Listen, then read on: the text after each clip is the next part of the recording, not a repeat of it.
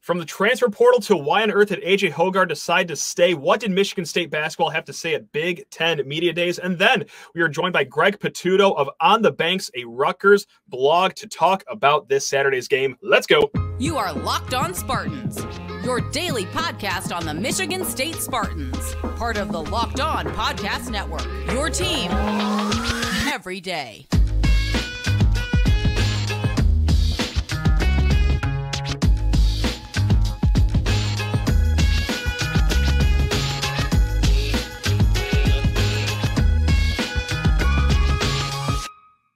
The episode is brought to you by FanDuel Sportsbook, official sportsbook of Locked On. Make every moment more. Right now, new customers can bet $5 and get $200 in bonus bets guaranteed. Visit FanDuel.com/LockedOn to get started. Spartan friends, Spartan family, Locked On Spartans listeners, cannot thank you enough for making us part of your day here on the Locked On Podcast Network. I'm your host, Matt Sheehan. You ever want to reach out? LockedOnSpartans@gmail.com is the best way to get a hold of us, or on Twitter, Sheehan_sports. Please rate, review, and subscribe. And that takes care of the housekeeping. Let's get into the show here. We're going to start on the basketball court. We're going to get to football in segments 2 and 3 with Greg Patuto to talk all things Rutgers, but let's talk about Big Ten Media Days, because on Tuesday, our Spartans went over to Minneapolis for a nice afternoon of just talking and talking and talking. And this is something that Tom Izzo and the team has already done this season. They had media availability in East Lansing not too long ago, where Izzo said he loves his team. This is going to be a special season. These players are great, but that's stuff we already know. What are some things that they talked about on Tuesday that we do not already know? Well, hey, this is going to shock you, everyone. Tom Izzo decided to talk about the transfer portal. That's right, give his thoughts. And if this seems like the 517th time that we are doing this rendition of this song and dance, well, it's probably why, because anytime he's asked about it, oh boy, yes, Mr. Izzo will discuss his thoughts on the transfer portal. Now, the thing he took issue with this time around is the comparison that, hey, you know what? You know how coaches can leave whenever they want and go to different schools? Now the players have the freedom to do that. Now they're just like the coaches. Tom Izzo took a little issue with that. He did not like that comparison and said, quote, "I have millions of dollars of a buyout if I leave. I've paid 40 years of dues to leave. Most coaches have put in their time. Most coaches will be doing that at 35 and 40 and 50 and not at 20 when one guy tells you you have to leave because you're unhappy." Obviously pointed to the financial constraints if coaches leave, the buyout for coaches, whereas the players, there's no contract. They can just get up and leave and just go all hunky-dory to the next school as if nothing happened, and also putting time into a place. Now, apologies from Tom Izzo for, a guy that's been at Michigan State essentially since he was born, has some thoughts on guys leaving a little too early once the slightest sign of adversity pops up. You guys have already probably known this about Tom Izzo. That is why, for a few other reasons, he doesn't like the transfer portal, that guys get up and leave too early once they are unhappy just for 1 second at practice. So also, what other quote did he have to say? Maybe one of my favorite quotes that he will ever say, a quote that I already have on my Twitter feed right now. It's my new little profile picture, whatever you call it. Anyway, you know what? What's wrong with being unhappy, he says. I'm unhappy most of my life. Unhappy drives you. Unhappy pushes you. Unhappy makes people realize, you know what? I'm not good enough. I've got to get better. I love that. And you can take that quote far beyond just, transfer portal stuff and his rambling about, kids leaving too early. I just love that quote in general. Don't get too content. Oh, you're a little upset? Well, do something about it. Make it drive you. God, I just love Tom Izzo, love all of his quotes, but that one, that's going to be at the top of the list here. Anyway, back to his complaints about the transfer portal. He also wants a 30-day window. Right now, it's a 45-day window once the transfer portal opens. And he brought up that for coaches, that kind of leads to some issues as far as rostering goes. You're sitting around for a month and a half wondering, okay, we're in limbo. Are guys going to stay? Are they going to go? I need to know who I have on my team to take care of the guys that are already on my team and to know if I need to start looking for other players. So he wants that shortened to a 30-day window. Now, what do I agree with amongst all this with Tom Izzo? I agree that, too many kids do enter the portal. I think that is an indisputable fact. And what he also pointed out, lower graduation rates, because, there are some times where these credits don't transfer over to the next school, or also And this is an important one. This was pointed out in the Myron Metcalf of ESPN piece that highlighted all these quotes by Tom Izzo, that only 19% of kids that entered the portal did not get a scholarship elsewhere. So if they're at a Division I school, they entered the portal looking for another place to go on scholarship. 1 out of 5 kids did not get a scholarship. And like, that's a big number. Like that is 20, or it's literally 19%, but that is 1 out of 5 kids.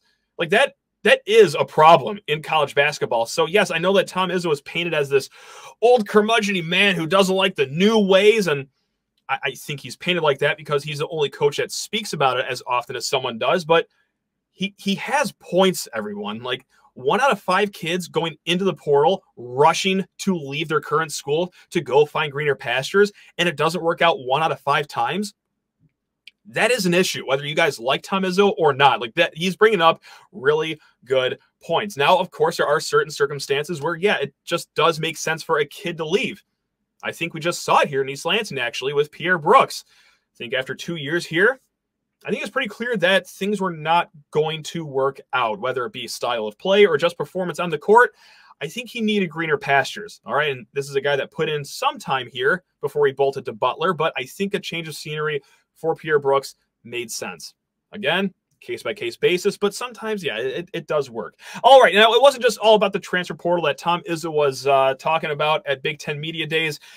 He also talked about the players on his team as well. And let's talk about 2 young players. Jeremy Fears is the first one that we are going to highlight here. And, you know, he just compared him to Mateen Cleaves when he talked about Jeremy Fears last week in East Lansing. And he also doubled down on that in Minneapolis, saying Jeremy Fears, I think, is one of the best leaders as a freshman that I've ever had. And I've had a couple of really good ones, only a couple because there aren't many like that. And we're feeling good about our stock at Jeremy Fears. And I'm not going to act like this is some grandiose take and I beat everyone to this one thinking that Jeremy Fears is going to be special here in East Lansing. I mean, God, the kid's a McDonald's All-American. He's a 4-star or a 5-star, depending on what recruiting site that you look at. But yeah, we've put a lot of eggs in our Jeremy Fears basket going into his career at Michigan State. And before he even takes a dribble during a regulation game, Tom Izzo, you know, a guy who famously talks so highly about his players in front of the media. Tom Izzo is all in on the Jeremy Fears experience. So no, I don't think Fears is going to be good. I don't think he's going to be great in East Lansing. I think he is going to be special in East Lansing. Special. The only other guys that I would call that under Tom Izzo in the point guard position, Mateen Cleaves, the guy that won the Natty, and then Cassius Winston. And I don't think that's prisoner of the moment just because he's the most recent point guard. That was great here. I truly think those are your 2 special point guards. You could, of course, make an argument for Kalen Lucas as well, but I think Fears is going to have a dynamite career here. Now, let's talk about the highest ranked recruit in this class, Mr. Xavier Booker. Tom Izzo talked about, hey, he's never had a skill set combined with a body like that, talking about his wingspan, his height, how he can shoot and everything. But also talked about his family and how his family is getting him ready for this season. He said, quote, he's a very good athlete. He has adjusted pretty well to college. The banging has been something we all knew he had to get better at, but I give a lot of credit to his mom and dad because they knew that. The day he got out of school, they wanted him up here lifting and getting better. Xavier has been a treat to coach, to be honest with you.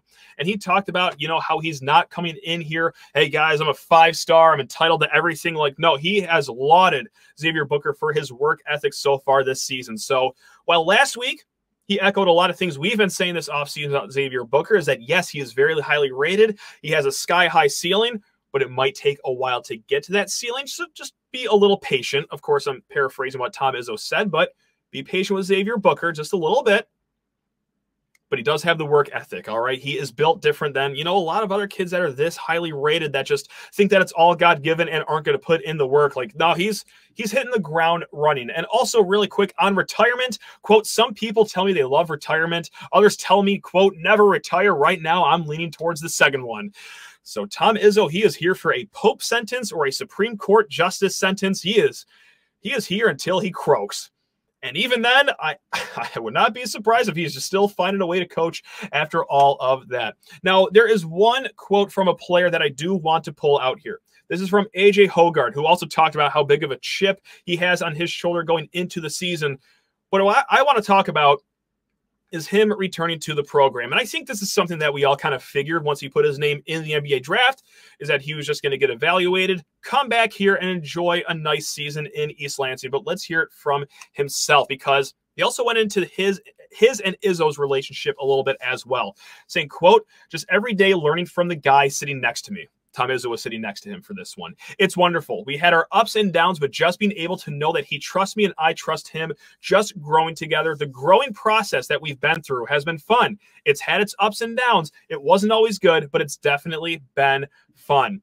And then Tom Izzo shortly after echoes all that, saying, "Yeah, we do have our differences, because you're supposed to have differences as the point guard. You're the quarterback of this team. Having strong opinions how things should go are something that just happen with a head coach point guard relationship, especially with a guy as hard to play for as Tom Izzo." And that's something Tom Izzo admitted too, that, yeah, he is very, very hard to play for. So yes, well, it might drive us up an absolute wall to see Hoggard and Izzo kind of going back and forth, and you see the body language on the bench sometimes. I know I cried about it after that Big Ten tournament game when they lost to Ohio State, where it looked like they wanted to swing at each other. But that's just life. That's just life as a point guard under Tom Izzo. And one day, maybe the 17th time it happens, I will finally learn that and just understand that, oh, that's just how things work in East Lansing. All right, we're going to focus our eyes on this upcoming football game with Greg Patuto of On the Banks here in a hot segment. First, need to talk your ear off about FanDuel Sportsbook.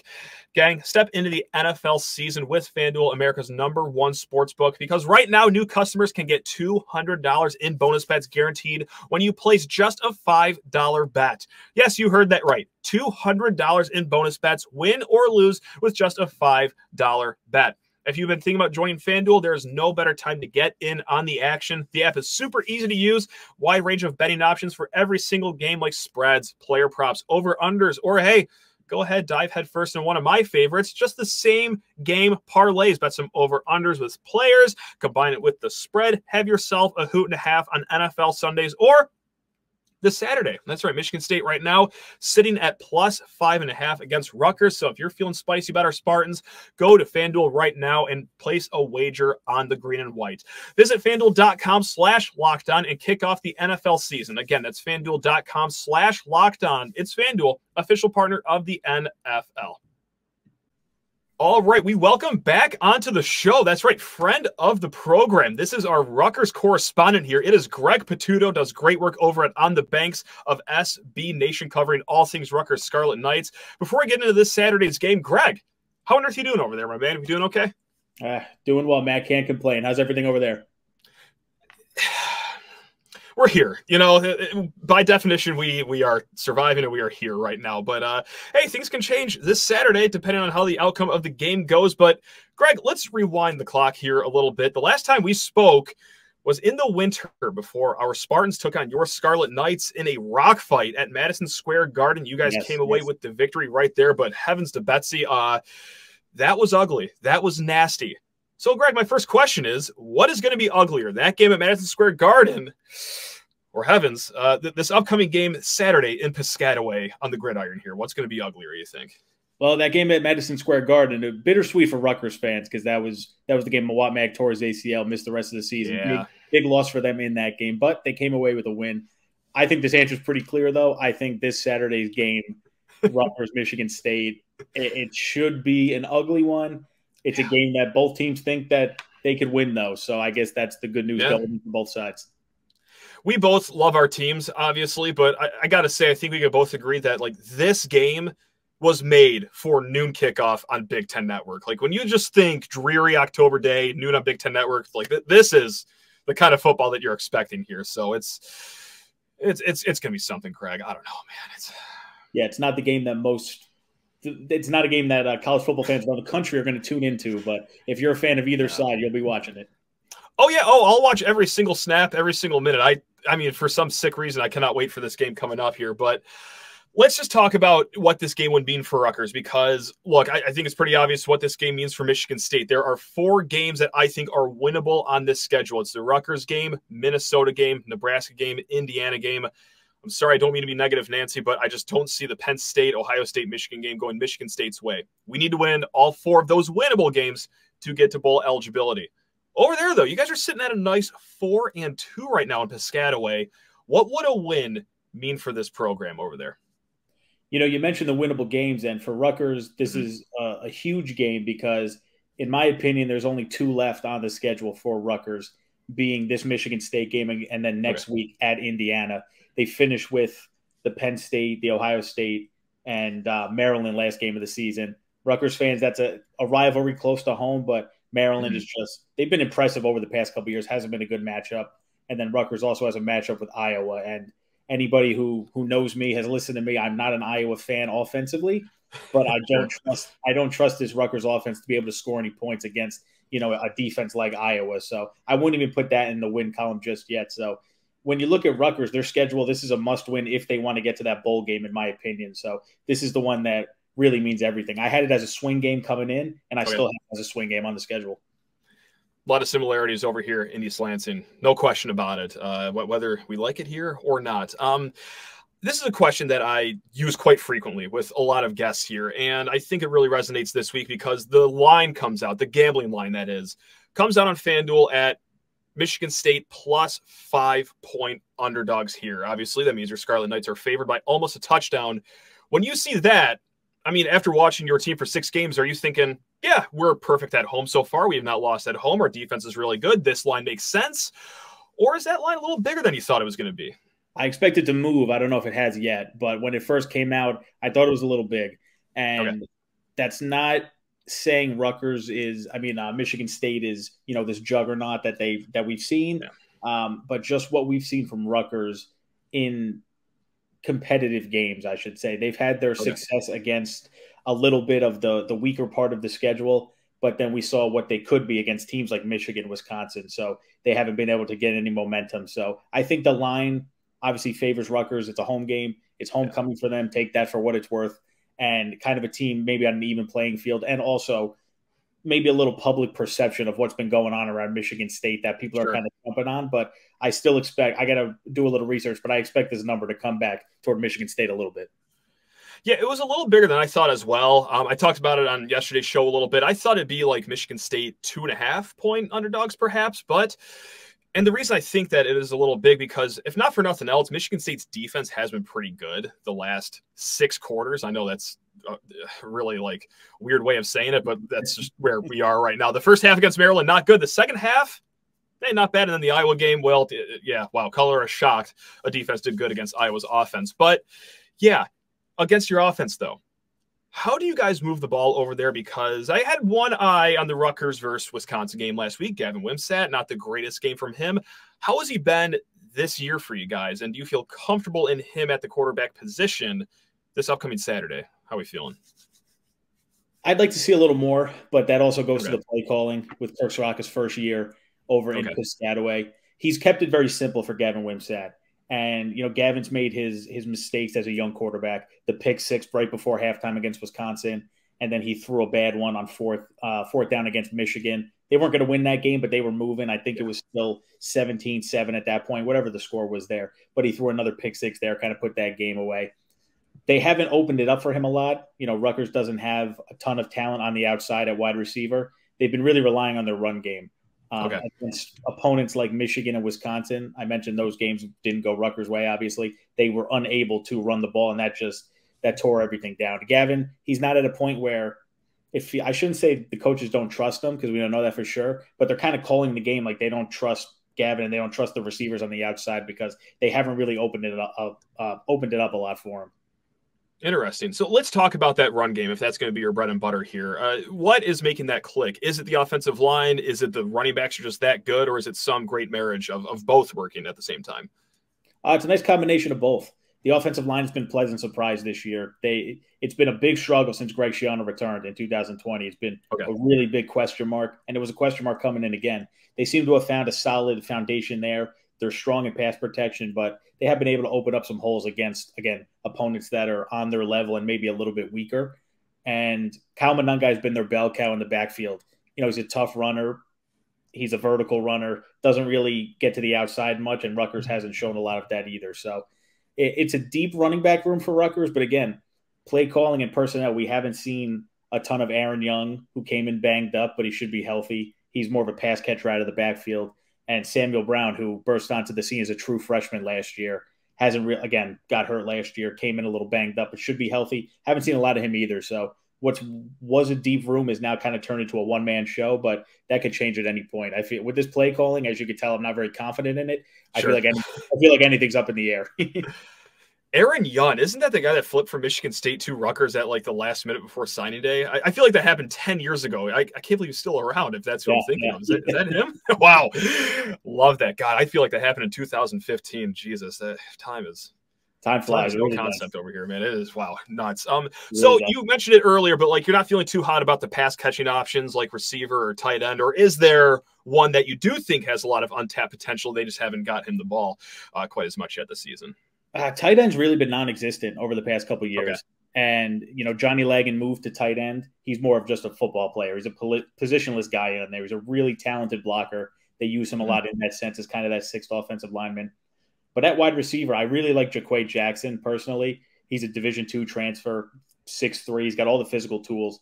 But again, he made a couple big plays this year already. But again, they haven't really opened it up a lot for him. I think he has the potential to be a number one option within this offense, and even in the Big Ten, to be honest. But they haven't really opened it up. They're kind of spreading the ball around. Christian Dremel, 5'10" receiver, he's used in the slot. Ian Strong's a true freshman for them, another big body, made some plays, but there hasn't really been one guy to emerge and take over that number one receiver role. Gotcha. And okay, so we started the conversation with talk about Rutgers offense because that's one glimmer of hope that us State fans have. Yes. Unfortunately for us in East Lansing, wow, your defense is lighting it up so far this season. But before we get to that, Greg, I'm so sorry I have to send you to the bench really quick because I need to talk the people's ears off about LinkedIn jobs. These days, every new potential hire can feel like a high-stakes wager for your small business. So you want to be 100% certain that you have access to the best qualified candidates available. And that's why you have to go check out LinkedIn Jobs. LinkedIn Jobs helps you find the right people for your team faster and for free. It is so easy that even a schmuck like me can just throw up a job posting with ease. After you do that, add the purple hashtag hiring frame to your LinkedIn profile to spread the word that you are hiring. It truly is that simple with LinkedIn Jobs. Simple tools like screening questions make it super easy to focus on candidates with just the right skills and experience so you can quickly prioritize who you would like to interview and hire. It is why small businesses rate LinkedIn Jobs #1 in delivering quality hires versus leading competitors. So what on earth are you waiting for? LinkedIn Jobs helps you find the qualified candidates you want to talk to faster and, my favorite part, for free. So post your job for free at linkedin.com/lockedoncollege. That is linkedin.com/lockedoncollege to post your job for free. Terms and conditions. You got that right, Buster. They apply. And let's get Greg Patuto of On the Banks back on to the show here. And it's time to talk about the thing that's going to keep me and a lot of State fans up at night as we get closer and closer to kickoff. But heavens to Betsy, your defense is quite something over there in Piscataway. And sure, you could point to, hey, Rutgers has only played Wagner, Northwestern, South Brunswick High School. But you guys have also played Wisconsin. You've played Michigan. And while you gave up 31 against Michigan, 24 against Wisconsin, that's still well below their scoring average for the season. So, it's a good defense. Point blank, Greg, after all that rambling, what's making it click so far? What is the strength of this Rutgers defense? Toughness.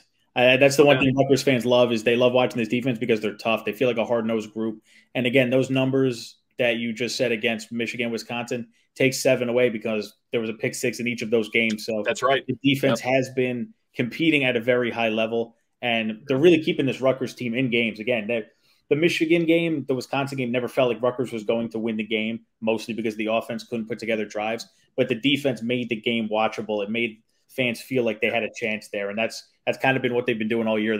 They've been a real tough group at all 3 levels.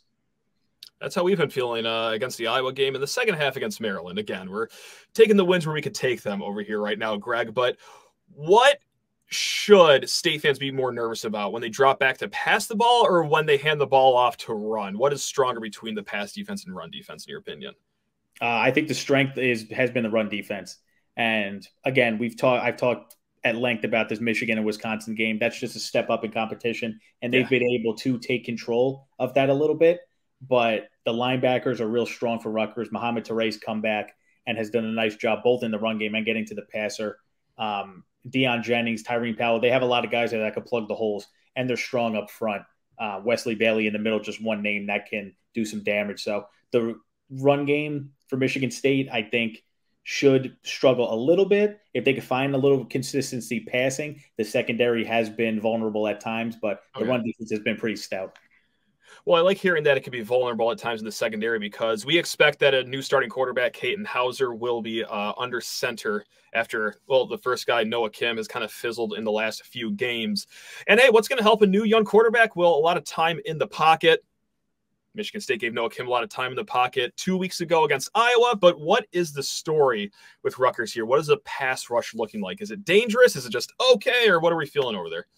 It's much better than last year, too. So it makes some fans feel a little bit too strong about it because it was so bad last year. They couldn't get to the quarterback last year. They're able to do that this year. Again, I mentioned Mohamed Toure. He's a big factor in that from the linebacker position. But Aaron Lewis has been able to wreck a couple plays. He was a big name coming in that people thought was going to take the next step as one of the better edge rushers in the Big Ten, and he's looking the part. Another big body with great speed. So they've been able to put pressure. Again, they're not finishing as many plays, as many sacks as they should be, but they're putting a lot of pressure on these quarterbacks. So, I mean, not to make this a full-blown gambling podcast, but from the sounds of it, I think you'd agree with this, that Michigan State's defense perhaps a little better than Rutgers' offense, and flip-flop that too. Rutgers' defense right now a little better than Michigan State's offense. The total right now sits at 43 at FanDuel. Greg, is it just free money to take the under here? I don't want to give bad advice financially to people, but I might just take out the biggest loan at the biggest bank near me and just throttle it on the under. That's where I'm at right now, at least. Yeah.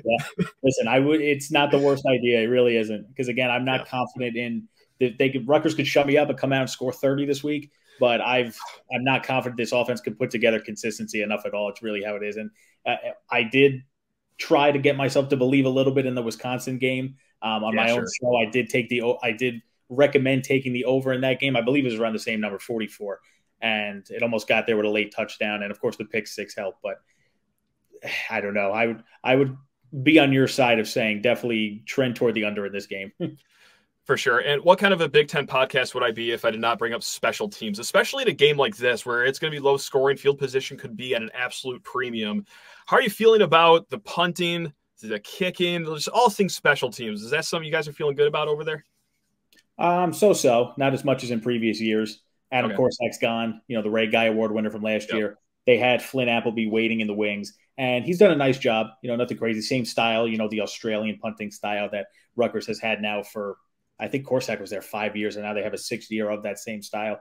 And as far as the kicking game, it's about what you would expect from a true freshman. You mentioned South Brunswick High School, Jay Patel from South Brunswick, pride of South Brunswick High School.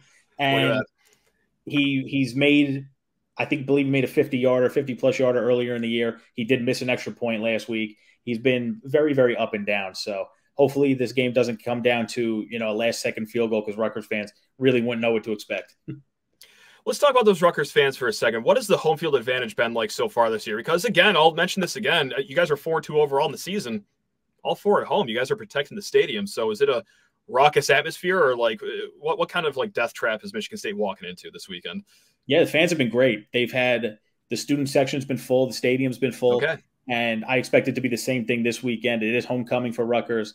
And, the rumblings are that Dylan Harper, number 2 recruit in the country for basketball, is making his official visit this week. He's been on campus a few times visiting with his brother, Ron Harper Jr., obviously, but they're saying this will be his official visit and that he will be at the game. So if nothing else, fans might show up just to show him a little love as he still waits his college decision. But it is homecoming, so it should be another good crowd this weekend. I'm going off script here. I'm sorry to throw this at you, but let's just talk basketball. We started the show talking about Michigan State basketball, but just right now, how are you feeling about the state of Rutgers basketball right now as we are creeping closer to tip-off here of the season? Fans got to feel great for this season coming up, but also for the future. I mean, that class of 2024 is what fans are really excited about. They're waiting on Dylan Harper. Ace Bailey's committed already. I believe they're the number 3 class now. It was 2 for the longest time, but I think Kansas jumped them.